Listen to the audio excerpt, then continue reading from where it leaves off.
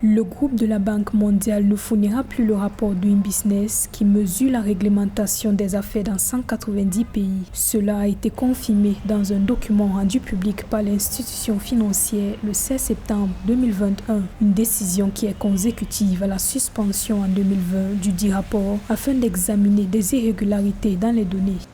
La confiance dans les travaux de recherche du groupe de la Banque mondiale est d'une importance capitale. Ces travaux aident les pays à mesurer les progrès économiques et sociaux avec plus de précision. Après avoir examiné toutes les informations disponibles à ce jour sous le rapport Doing Business, la direction du groupe de la Banque mondiale a pris la décision de mettre un terme à la publication du rapport Doing Business.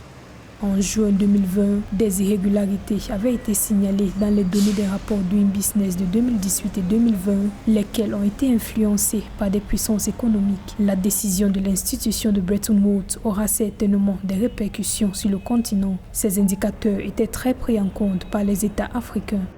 Si aujourd'hui les rapports ne sont plus connus, divulgués, l'inquiétude qu'on peut avoir, c'est que ça pourrait laisser certains pays africains continuer à baigner dans la léthargie. Ça va créer un ralentissement des actifs en provenance des bailleurs de fonds et de certaines institutions privées qui voudraient investir dans les pays africains. Ce sera un peu un problème de non-respect de la réglementation en matière des affaires. Vous savez, le cadre réglementaire des affaires doit être flexible. Et lorsque le cadre réglementaire des affaires n'est pas flexible, vous ne permettez pas à certains pays d'avoir accès à votre pays. On va assister comme ça à certains pays qui vont durcir davantage la réglementation, des pays qui vont rendre la réglementation en matière des affaires rigides. Parce que quand les rapports étaient produits, ça permettait à ces pays d'être un peu compétitifs, de voir à quel niveau ils sont et d'améliorer un peu l'accès aux affaires.